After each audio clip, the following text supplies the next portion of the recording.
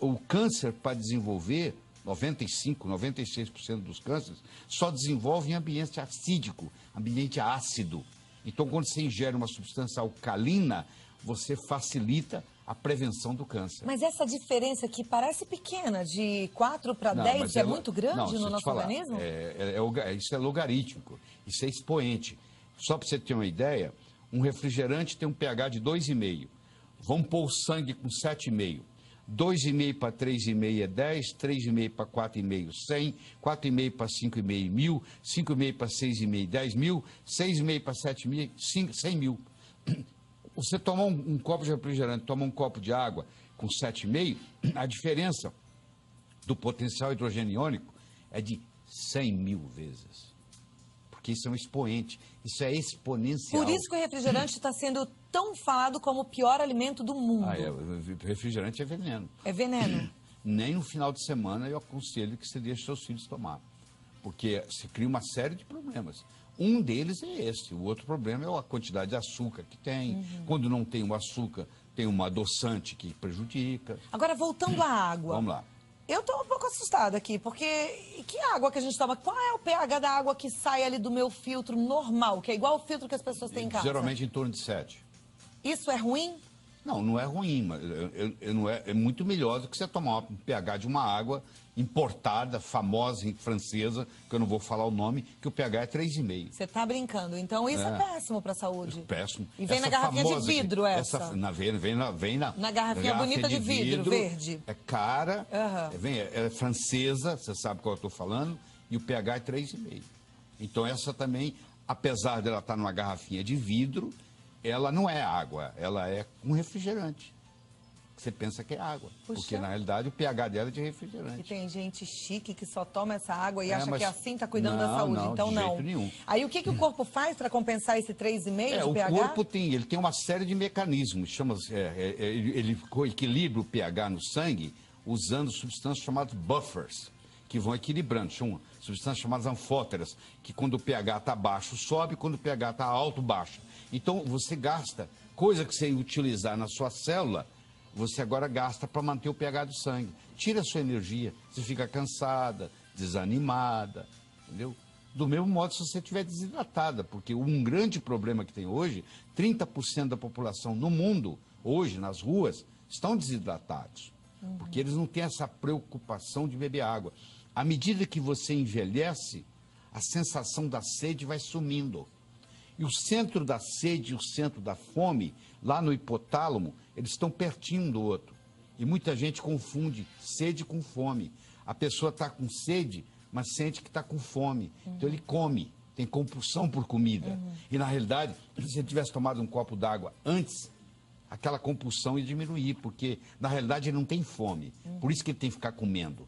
Só que o centro da fome, o centro da sede, no hipotálamo está muito perto. Então, à medida que a gente envelhece, a gente vai perdendo a sensação da sede. Então, os velhos, os idosos, eles são desidratados por natureza. Agora, deixa eu te perguntar uma coisa. Eu estou aqui tomando a minha água e eu tomo bastante água todo dia. Bom. Mas qual é o pH dessa água? Como é que eu vou descobrir? Não, existem aparelhos que você coloca aí dentro, dá o pH, ou existem gotinhas que você pinga e é de acordo com a cor. De verde, azul para cima, verde para cima, o pH está bom. Quando der um amarelo, um laranja, um vermelho, o pH está ruim. Então você, hoje é fácil, em 1 minuto você determina o pH da água. Se eu soubesse, teria trazido aqui para mostrar para você. Mas eu quero que você volte para a gente entender melhor esse assunto, porque é um assunto um complexo e importante. Deixa eu te falar outro aspecto mais importante ainda. É o poder de oxirredução. Tem água que é oxidante, tem água que é antioxidante. Tem água que envelhece você. Tem água que rejuvenesce você. Então, você já ouviu falar de oxidantes e antioxidantes, radicais livres. Tem água que tem radical livre. Então, você toma água, é como se você estivesse te enferrujando. Então, isso é outro aspecto importante. Existe um outro aspecto importante, que é a tensão superficial da água. A água tem que ser leve, ela tem que ter uma tensão superficial muito baixa. Porque quando ela chega lá no capilar, às vezes ela tem que ir contra a força da gravidade. Então tem água que você toma e ela não cumpre a missão dela, porque ela tem uma tensão superficial muito alta. Entendeu? Puxa, a gente achava que água era água, né? Vocês mulheres tomam anticoncepcional. Esses anticoncepcionais, vocês urinam. Isso vai para os lençóis freáticos do Brasil todo. Então, a água hoje ela já vem contaminada, inclusive com hormônios. A água de torneira, ela vem contaminada, inclusive com hormônios. Ela é colocada... E quando ela passa pelo purificador, pelo Depende filtro? do tipo do filtro. Tem filtro que elimina os hormônios. Tem filtro, por exemplo, que tira o cloro. Até o cloro do chuveiro te faz mal.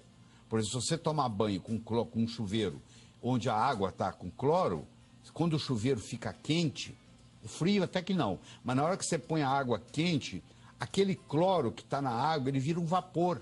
E você absorve aquilo dentro do banheiro e não está sabendo. Então, hoje existem filtros, principalmente nos Estados Unidos, está chegando ao Brasil, onde você coloca o filtro no chuveiro. Então, só pelo cloro. Então, o filtro não deixa passar o cloro. Então, você toma um banho de chuveiro sem cloro. Aí você pode tomar banho de chuveiro quente, porque você não vai ter esse problema. A mesma coisa, Cláudia, em uma sauna úmida. Eu recomendo no Brasil você fazer sauna seca. Não faça sauna úmida, porque para fazer sauna úmida, a água tem que ser tratada com ozônio. Se ela for tratada com cloro, na hora que der o vapor, aqueles vapores ali são gases de cloro. Então, piscina aquecida com cloro é um veneno? Também é. Esse é outro problema. Piscina com cloro, se você nadar nela todo dia, você vai terminar com hipotiroidismo. Eu já tive caso recentemente, uma pessoa que nadava 3 vezes por semana, durante 10 anos, e estava com um quadro de hipotiroidismo gravíssimo, que ninguém fazia o diagnóstico, e essa pessoa estava intoxicada com cloro. Porque o cloro, ele briga com o iodo na sua tireoide. O flúor, o cloro, o bromo e o iodo são primo-irmãos. Então, quando você coloca flúor demais no seu corpo, ou cloro demais, ou brometo demais, eles começam a brigar com o seu iodo. Então, eles empurram, tiram, substituem o iodo. Aí é muito bom a gente aprender tudo isso. Eu sei que às vezes você está aí meio preocupado, fala, e agora? Mas calma, isso é só para a gente ficar atento, né? Então você já sabe, tomar cuidado. Às vezes a água que você está consumindo é na nota 10. Tem tantas perguntas já, doutor. Hoje existem no Brasil filtros, que a água passa pelo filtro e muda o pH da água. Essa água passa a se chamar água ionizada, onde muda o pH, onde muda a condutibilidade, onde muda o poder de oxirredução. Então, essas tecnologias estão chegando aos pouquinhos. Olha que bom a gente saber. A pergunta é da Maria Elisa. Ela diz que tem 42 anos, está concorrendo aos livros, gosta muito de água com gás. Pergunta se faz mal para a saúde. Se o gás nasceu com a água, ou seja, se a fonte da água já é gasosa, não tem problema. Agora, se o gás é acrescentado na água, aí o pH baixa muito. Ela tem que ver qual é o pH da água gasosa que ela está tomando. A Daniela gostaria de saber se é seguro tomar água de mina.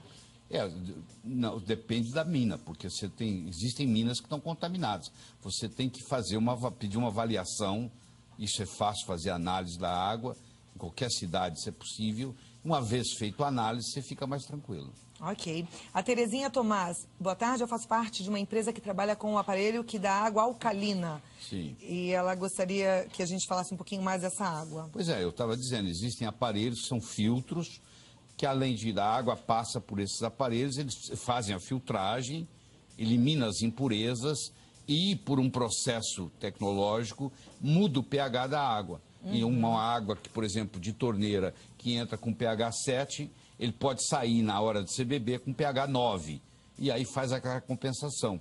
E além de mudar o poder de oxirredução, ela pode entrar uma água oxidante e sair do aparelho uma água antioxidante. E aí já complementa, isso já responde a pergunta da Terezinha Tomás, ela é de Belém, a turma toda de Belém está assistindo ao programa hoje. Ela pergunta diz que lá a água é contaminada, ácida, e se esse aparelhinho deixaria a água alcalina e boa, esses né? filtros, em geral, mudam o pH, além de cuidar da impureza, muda o pH. Você tem que tomar cuidado para ver que filtro que você vai adquirir. A Patrícia do Carmo, ela é de Eunápolis, na Bahia. Ela diz que comprou um filtro de barro e a água está com um gosto horrível de barro. Pode fazer mal à saúde? É difícil, porque eu não sei qual o filtro que ela adquiriu. Mas filtro de barro é uma coisa não boa? Não necessariamente é ruim, não.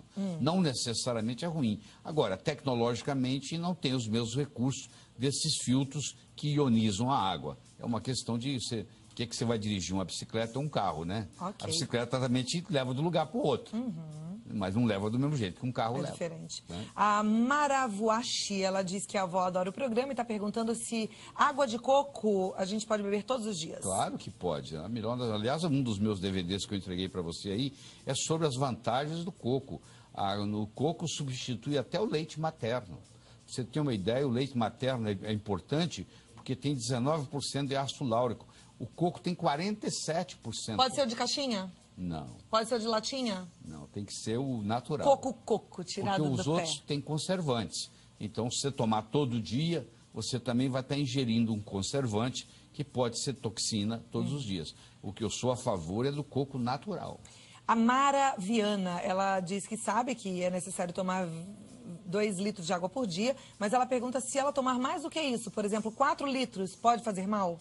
A longo prazo, ela vai sobrecarregar os rins, porque essa água tem que ser eliminada. Os rins dela vão trabalhar numa sobrecarga. Então, se você tomar em excesso, você está também fazendo uma sobrecarga ao seu organismo, sem falar que você está eliminando sódio, aí você pode ter o que se chama hiponatremia, aí você vai ter que ingerir mais sal, aí começa então o mecanismo. A quantidade é essa, 2 litros? Acho que não chega bem a isso, não, tá? As pessoas falam 2 litros porque ninguém toma. Mas, na realidade, se você tomar 6 copos d'água por dia, você está ótima. Tá bom. Tá bom. A Débora Esposito pergunta se é verdade que em todas as águas há restos de fezes. Não, não é verdade. Não é verdade. Não é verdade. Inclusive, se passar pelo filtro, isso não tem problema nenhum, isso fica eliminado. A Maria Luísa Marino, ela é de Itatiba, São Paulo, diz que tem hipotiroidismo. E o médico recomendou a tomar bastante iodo. Isso é correto? É correto, sim. O iodo ajuda a sobremaneira. Nós temos 90 e tantos % da população no mundo é deficiente de iodo. E o iodo tem que ser uma chamada solução de Lugol. É o iodo misturado com iodeto, o médico seu vai te orientar. Você coloca 1 ou 2 gotas num copo d'água e toma uma vez por dia. Isso resolve bócio, trata cisto de mama, trata cisto de ovário. E pode ser uma água iodada? Pode ser uma água iodada, claro que pode. A Ana Lúcia de Santo André diz que aliás, o sal brasileiro é iodado. Há muitos anos atrás, colocou-se iodo no sal. Mas como as pessoas têm salfobia, porque o sal pode aumentar a pressão, eles procuram não ingerir sal, a grande maioria. E aí acaba não ingerindo o iodo que o governo colocou no sal. Entendeu? A Ana Lúcia de Santo André, ela diz que tem pedra e cisto nos rins e gostaria de saber qual é a melhor água para o caso dela. Tá, a água sua que você tem que ingerir, a água alcalina vai ajudar. A grande maioria das pedras no rins é oxalato de cálcio. Um outro produto que não vai deixar você ter crise renal é você fazer uso de magnésio. Cloreto de magnésio, por exemplo. São embalagens de 33 gramas, que é baratíssimo, menos de R$1, e você coloca num litro e bebe por dia aquilo. O cloreto de magnésio é uma prevenção e tratamento contra a litíase renal, que é o que você tem, que é cálculo nos rins. Muito bom, hein? Gildete, do Distrito Federal, ela toma água sem filtrar. Antes ela coloca diretamente no recipiente de vidro e toma bem gelada. Ela pergunta quais são os cuidados que ela deve tomar nesse caso. Lá onde ela mora, se a água lá tem uma qualidade boa e não tem um pH muito baixo, eu não vejo problema nenhum. A Elaine Mota diz que tem uma filha especial e que devido aos engasgos, como ela é especial, ela engasga, com os líquidos, ela toma água com espessante alimentar. Isso modifica a função da água no seu organismo? Não modifica não.